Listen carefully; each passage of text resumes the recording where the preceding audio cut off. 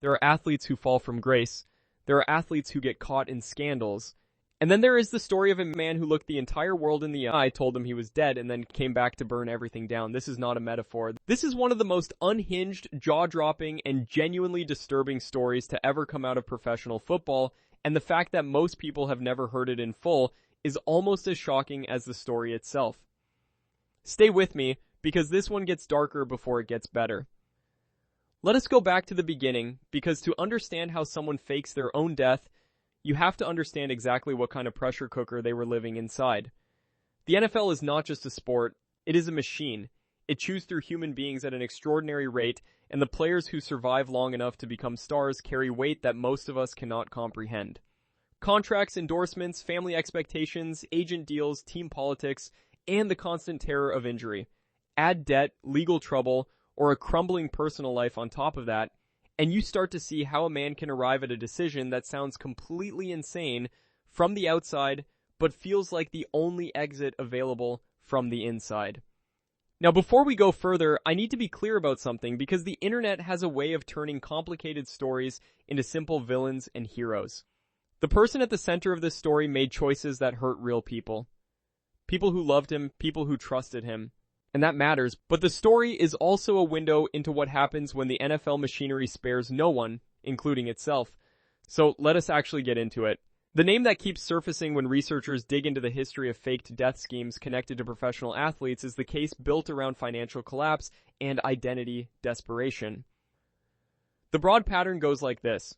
A player reaches a certain level of fame, accumulates money faster than they can manage it, gets surrounded by the wrong people, and then watches the whole thing crater. The difference in this case is what came next. Instead of filing for bankruptcy or disappearing quietly, this individual staged a death. Not a vague disappearance.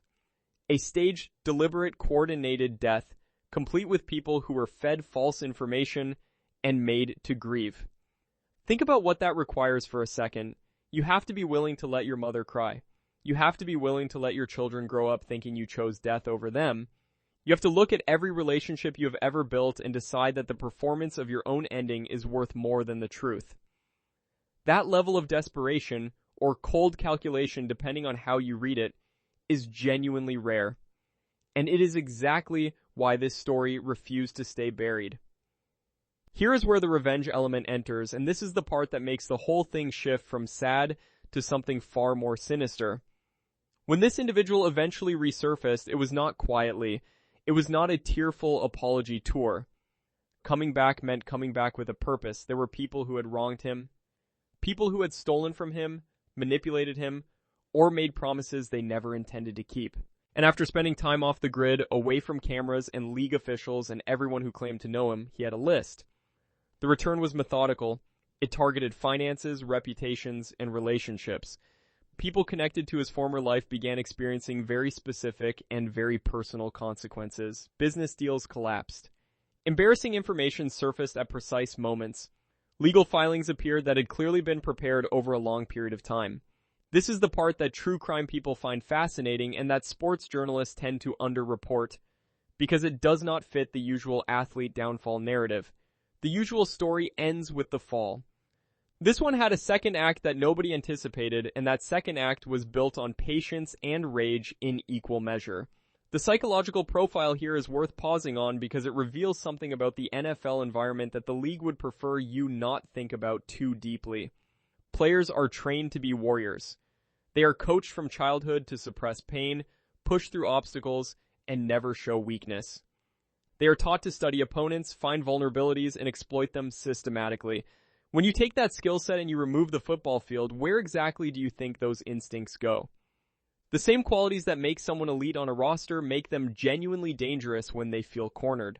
Not dangerous in a physical sense necessarily, but dangerous in the way that someone who has studied pressure and leverage and timing for their entire adult life becomes dangerous when they decide to apply those tools to real life. The people who became targets in the aftermath of this return reportedly had no idea it was coming. That is the thing about revenge that is planned in silence. By the time it arrives, the person delivering it has already rehearsed every move. Now let us talk about the fallout, because this story did not just affect the individual. It rippled outward in ways that exposed some genuinely uncomfortable realities about how the league handles its players when the cameras are off. There were conversations behind closed doors. There were legal settlements that never made the front page.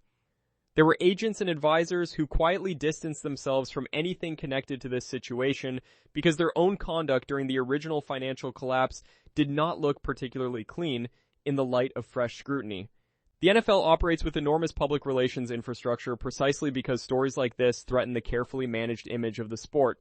When something this extreme surfaces, the league does not engage with it directly. It waits. It allows the news cycle to exhaust itself. It bets on the short attention span of the public. And historically, that bet pays off, which is exactly why you are only hearing this story in its full shape right now. There is something else worth naming here, and it is the thing that does not get said in polite sports commentary. The people who were deceived by the fake death, who genuinely grieved, who restructured their lives around the loss, and who then had to absorb the shock of the return, those people never fully recovered. You do not get over learning that someone performed their own death for you. It breaks something in how you understand reality and trust. Whatever the grievances that drove the original act, that collateral damage is real and permanent. And yet the revenge that followed exposed real wrongdoing. Some of the people targeted had genuinely stolen from him. Some had manipulated a young athlete with very little financial education and very few people in his corner who were actually loyal. The whole story exists in that morally complicated space where the villain is also sometimes a victim, and the victims are sometimes complicit in what created the villain. That is the story the NFL does not want you to sit with, because sitting with it means asking harder questions. Questions about how athletes are prepared or not prepared for the financial and psychological reality of what happens after the game. Questions about who actually benefits when a player's world falls apart. Questions about accountability that go far beyond one man's dramatic and disturbing choices. Here is where we land. The story of the NFL star who faked his death and came back for revenge is not really about one person. It is about a system that builds people up to be indestructible and then offers them nothing when the cracks appear. The individual choices were extreme. The damage was real. But the conditions that created those choices are still running exactly as designed. And the next version of this story is already in progress somewhere, in a locker room, in a financial meeting, in a conversation where someone powerful is telling a young athlete exactly what they want to hear. If you want to understand the NFL, actually understand it, you have to be willing to look at the stories it tries hardest to bury. This was one of them.